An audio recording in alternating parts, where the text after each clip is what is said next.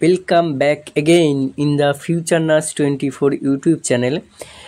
গতকাল আমার 2000 সাবস্ক্রাইবার পূর্ণ হয়েছে, তো তোমাদের অনেক অনেক ধন্যবাদ যারা এভাবে আমার পাশে রয়েছো এবং আমার চ্যানেলটিকে সাবস্ক্রাইব করছো এবং খুব ভালো ভালো করে তোমরা শেয়ারও করে দিচ্ছ এবং ওয়াচ করছো। এভাবেই পাশে থেকো এবং কি ভিডিও তোমরা রিকোয়েস্ট চাও সেগুলো কমেন্ট করে জানাবে, আমি সেই রিলেটেড ভিডিও বানাই। যেমন গতকালের যে ভিডিও ছেড়েছিলাম সেখানে একজন রিকোয়েস্ট করেছিল আইসিইউ রিলেটেড ভিডিও বানাতে, তো আমি সেটা নিয়েই চলে এসেছি। তার আগে ছোট্ট একটা ইনফরমেশন দিয়ে রাখি, আমার চ্যানেলে যারা নতুন হয়েছো বা নতুন ভিডিও দেখছো অবশ্যই চ্যানেলটিকে সাবস্ক্রাইব করে দেবে আবার, এবং পাশে থাকা বেল আইকনটি প্রেস করে দেবে যাতে প্রত্যেকটি ভিডিওর নোটিফিকেশন খুব তাড়াতাড়ি তোমরা পেয়ে যাও। আজকে নিয়ে চলে এসেছি তোমাদের জন্য আইসিইউ রিলেটেড কোশ্চেন্স। প্রথম কোশ্চেন্স দেখো, আইসিইউ এর সম্পূর্ণ নাম কি? আইসিইউ এর সম্পূর্ণ নাম তোমরা সবাই জানো বা অনেকেই জানো, ইন্টেনসিভ কেয়ার ইউনিট, এবং সিসিইউ এর সম্পূর্ণ নাম ক্রিটিক্যাল কেয়ার ইউনিট অথবা কার্ডিয়াক কেয়ার ইউনিট, এবং আইসিসিইউ এর সম্পূর্ণ নাম ইন্টেনসিভ ক্রিটিক্যাল কেয়ার ইউনিট বা ইন্টেনসিভ কার্ডিয়াক কেয়ার ইউনিট। এরপরের কোশ্চেন 2 নাম্বার, যে আইসিইউতে কি ধরনের পেশেন্ট অ্যাডমিট হয়? এইটা আমি তোমাদেরকে একটা পড়ার মাধ্যমে, অর্থাৎ একটা নোটস করা রয়েছে সেখানে আমি বলে দিচ্ছি।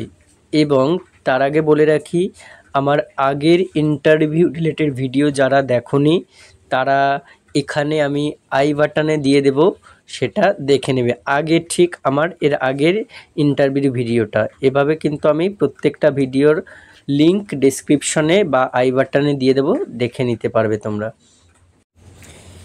স্ক্রিনে তোমরা আশা করি দেখতে পারছো যে কোশ্চেনটা রয়েছে, which patients are admitted in ICU আর সিসিইউ। অর্থাৎ আমরা যে কোশ্চেনটা লাস্টে দেখে এলাম যে কি ধরনের পেশেন্ট আইসিইউ বা সিসিইউতে ভর্তি হয় বা থাকে।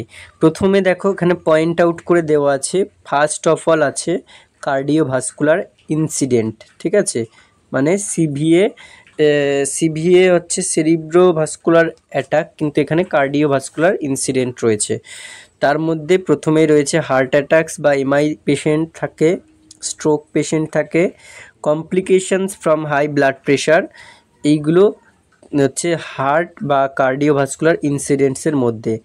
তাছাড়া 2 নম্বরে রয়েছে pneumonia, meningitis, urinary tract infection.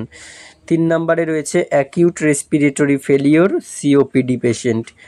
4 নম্বরে হতে পারে brain haemorrhage, severe head injury, trauma patient. 5 নম্বরে post operative care after major surgery.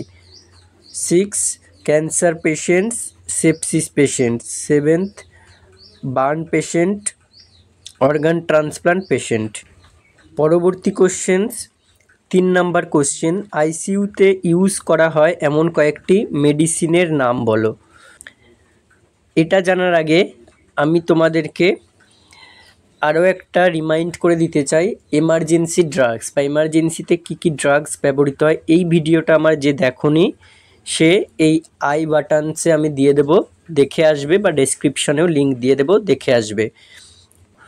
আইসিইউতে এমন কিছু ব্যবহৃত ড্রাগ, ফার্স্ট অফ অল আছে propofol, amiodarone, adenosine, dexmedetomidine, epinephrine, fentanyl, morphine, atropine, dobutamine, dopamine, lidocaine, midazolam, vasopressin, benzodiazepine, insulin, procainamide, alteplase, clonidine, epidural analgesia, remifentanil, sodium bicarbonate.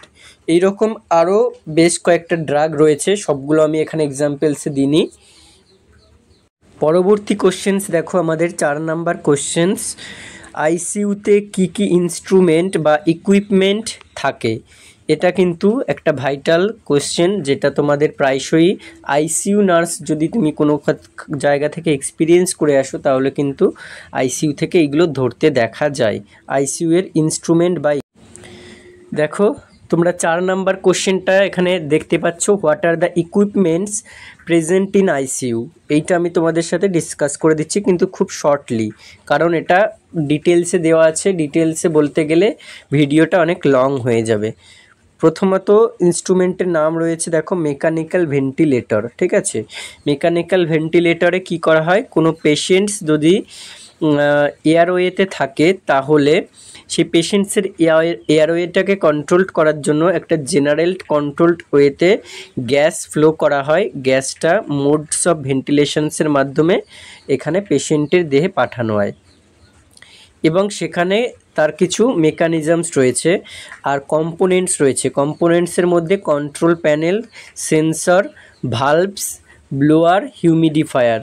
R modes of ভেন্টিলেশনসে কী কী থাকে, controlled mechanical ventilation, assist control ventilations, synchronised intermittent, mandatory ventilations. আর mechanism of অ্যাকশনে একটা inspiration বা inhalation থাকে, এখানে কন্ট্রোল ইউনিট সিগন্যাল পাঠায়, তারপরে ইন্সপিরেটরি ভালভ ওপেন হয়, তারপরে পেশেন্টসের লাংসে এয়ার অ্যালাউ করে, সেখান থেকে প্রেশার সেন্সর মনিটর করে এয়ার প্রেশারকে এবং এটা লিমিট সেট করে, তারপরে আস্তে আস্তে সেটা এয়ার ফ্লোটা হয়।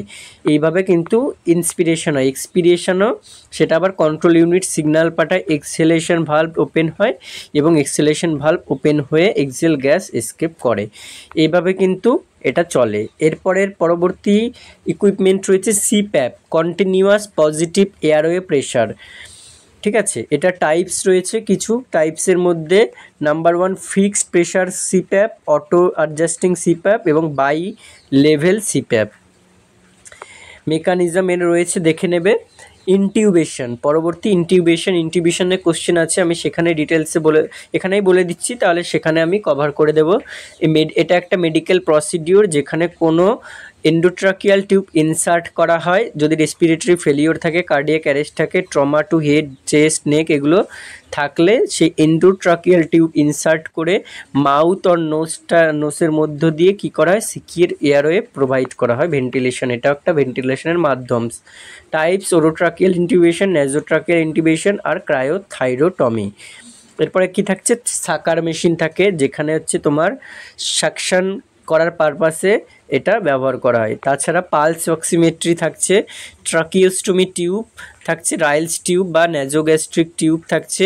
এইটারও কিন্তু কোশ্চেন রয়েছে, রাইলস টিউব নিয়ে কী করে মেজার করা হয়, কী কী পার্টস থাকে। পার্টসের মধ্যে দেখো টিপ থাকছে যেটা ব্লান্ট পারফোরেটেড, বডি থাকছে যেটা 4 মার্কিংস থাকে, 40 সেন্টিমিটার থাকছে ফ্রম টিপ থেকে 40 সেন্টিমিটারে, 50 সেন্টিমিটার থাকছে সেটা 40 সেন্টিমিটার গেলে কার্ডিয়াক অরিফিসে যাচ্ছে, 50 সেন্টিমিটার ক্যাভিটি অফ স্টোম্যাকে, 57 centimetre tip of pylorus, 65 centimetre ডিওডেনামে এবং বেস। এই তিনটে রয়েছে পার্টস। ইউজ কিছু ডায়াগনস্টিক ইউজ থাকে, কিছু থেরাপিউটিক ইউজ। ম্যাক্সিমাম আমরা গ্যাস্ট্রিক জুস অ্যাসপিরেট করতে এবং গ্যাস্ট্রিক ল্যাভেজ করতেই কিন্তু ইউজ করা হয়।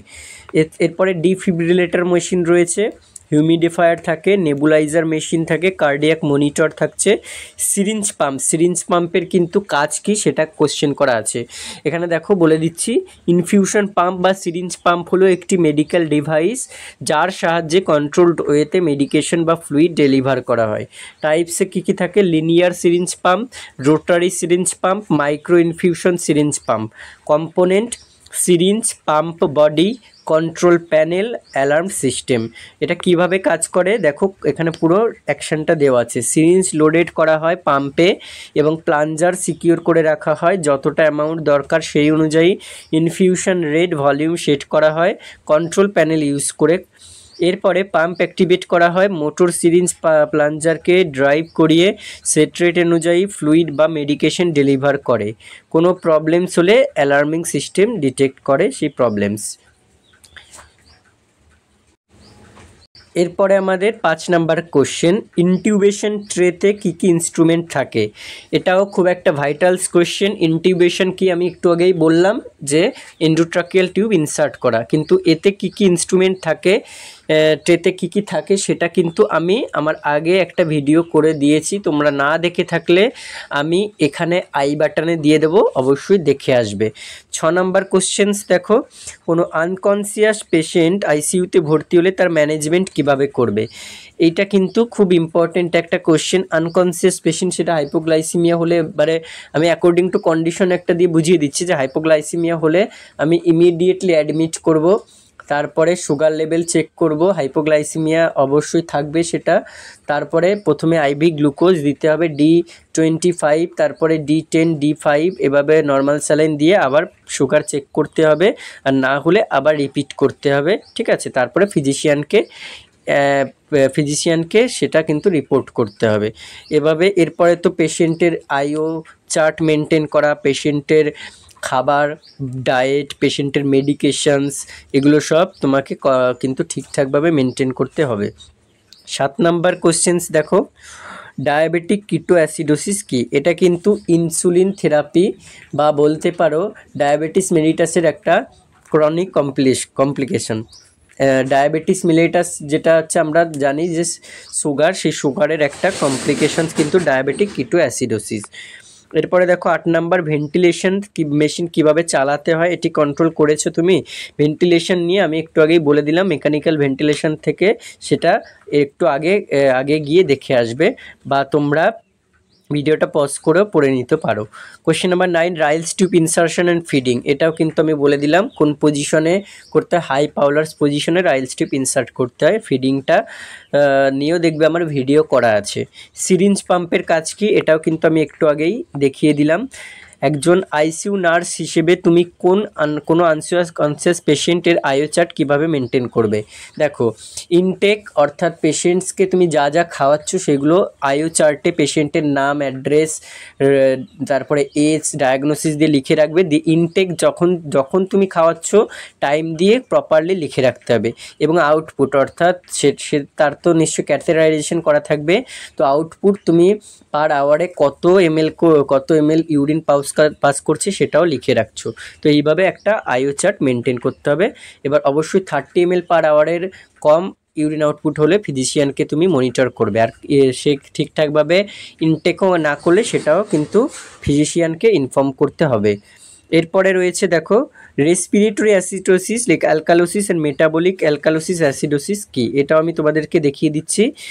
তার আগের কোশ্চেন, তার মানে এগুলো একটু বলে দিই যে সিবিএ পেশেন্টকে কিভাবে ম্যানেজ করবে, স্পেশাল মাউথ কেয়ার কিভাবে দিতে হয়, তুমি আইসিইউ এর কী কী কাজ জানো, এই ভিডিওগুলো তুমি এগুলো কিন্তু আমি এর আগেও কিছু করেছিলাম। সিবিএ পেশেন্ট বা স্পেশাল মাউথ কেয়ারটা বলে দিচ্ছি, আইসিইউতে কী কী কাজ জানো, এইটা কিন্তু তোমার উপর নির্ভর করছে তুমি কিভাবে অ্যান্সার দেবে। তো চলো রেসপিরেটরি অ্যাসিডোসিস অ্যালকালোসিসের ব্যাপারগুলো দেখো। অ্যাসিডোসিস মানে যখন বডি ফ্লুইডস অ্যাসিডিক হয়, অর্থাৎ বেশি করে কার্বন ডাইঅক্সাইড জমা হয় বডিতে, তখন কিন্তু অ্যাসিডোসিস হবে। কজে diabetes, kidney disease, respiratory problem, infection হতে পারে। এবার রেসপিরেটরি অ্যাসিডোসিসের কন্ডিশনে কি থাকবে সেটা হচ্ছে তোমার পুরো দেখো এবিজিতে এটা হবে, পিএইচ থাকবে 7.35-এর কম, PaCO2 45-এর বেশি, PaO2 নর্মাল, এই বাইকার্বনেট নর্মাল। এটা গেল রেসপিরেটরি অ্যাসিডোসিস। মেটাবলিক অ্যাসিডোসিসে কি হবে, এবিজি ফাইন্ডিংসে দেখো পিএইচ 7.35-এর কম, PaCO2 নর্মাল বা স্লাইটলি ডিক্রিজড করতে পারে, PaO2 নর্মাল, বাইকার্বনেট 22 মিলি ইকুইভ্যালেন্ট পার লিটারের কম। আর এরপরে অ্যালকালোসিস যদি বাইকার্বনেট রিমুভ হতে না পারে, যেমন কজ হচ্ছে vomiting, diarrhoea, medications, hormonal imbalance. Respiratory অ্যালকালোসিসে কি হবে, এখানে তোমার প্রথমত এবিজি ফাইন্ডিংসে পিএইচ 7.45-এর বেশি হবে, PaCO2 35 mmHg কম হবে, PaO2 নর্মাল, বাইকার্বনেট নর্মাল হবে। এবং মেটাবলিক অ্যালকালোসিসে পিএইচ 7.45-এর বেশি, PaCO2 normal, PaO2 normal, bicarbonate 28 মিলি ইকুইভ্যালেন্ট পার লিটারের বেশি হবে। সিবিএটাও এখানে একটু বলে দিচ্ছি, দেখো সিবিএর ম্যানেজমেন্টে ফার্স্ট প্রায়োরিটি কী দেবে সেটা ডিপেন্ড করছে। এয়ারওয়ে, ব্রিদিং, সার্কুলেশন অ্যাসেস করতে হবে, GCS এর সাহায্যে লেভেল অফ কনসাসনেস অ্যাসেস করতে হবে, ভাইটাল সাইন চেক করা, অক্সিজেন দেওয়া, fluid resuscitation, glucose, temperature control. মেডিকেশনসে aspirin, clopidogrel, dipyridamole, warfarin, rivaroxaban, amlodipine, losartan, atorvastatin, এগুলো বিপি কন্ট্রোল করার জন্য। তো মোটামুটি আমি তোমাদের দেখো 12র কোশ্চেনটা কভার করে দিলাম, 13টাও কভার করে দিলাম, 15টা তুমি তোমার নিজের মতো বলবে, এবং 14টা একটুখানি বলে দিচ্ছি যে স্পেশাল মাউথ কেয়ার কীভাবে দিতে হয়। এটা তোমরা আইসিইউ সিসিইউতে গেলে কমন একটা কাজ, প্রথমেই মর্নিং ডিউটি গেলে কিন্তু এইটা একটা কাজ হয়ে দাঁড়ায়, স্পেশাল মাউথ কেয়ার দেওয়া। সেখানে কিন্তু হাইড্রোজেন পারঅক্সাইড বা হচ্ছে ওখানে এক ধরনের মেডিকেশনস থাকে স্পেশাল মাউথ কেয়ার দেওয়ার জন্য। আমরা যেমন লাল কালারের ইউজ করেছিলাম সেইগুলো কিন্তু তোমরা পেশেন্টকে সেইগুলো দিয়ে কিন্তু মাউথ কেয়ার দিতে হবে। তো প্রথমত সেখানে একটা প্রপার ওয়েতে দিতে হয়, সেখানে আর্টারি ফরসেপ ইউজ করে, তারপর গজ পিসে মেডিকেশন সোক করে, তারপরে আর্টারি ফরসেপে সেটা ভালো করে ফিক্স করে, তারপরে কিন্তু পেশেন্টের একটা স্ট্রোকের জন্য মানে একদিকে একটা আপার বা লোয়ার চেম্বারের জন্য একবারই কিন্তু ইউজ করতে হবে। তো চারদিকে তুমি যদি ভালো করে করতে যাও 4টে কি 5টা অবশ্যই কিন্তু আলাদা আলাদাভাবে স্ট্রোকে স্পেশাল মাউথ কেয়ার দিতে হবে। তারপরে আনকনসিয়াস হলে তো সে রিন্স করতে পারবে না, মানে মুখ ধুতে পারবে না, তাহলে তোমাকে কিন্তু ভালো করে তার মুখটাও ভালো করে ওইটা দিয়ে ক্লিন করে দিতে হবে, ঠিক আছে? এইভাবে কিন্তু মাউথ কেয়ার দেওয়া হয়।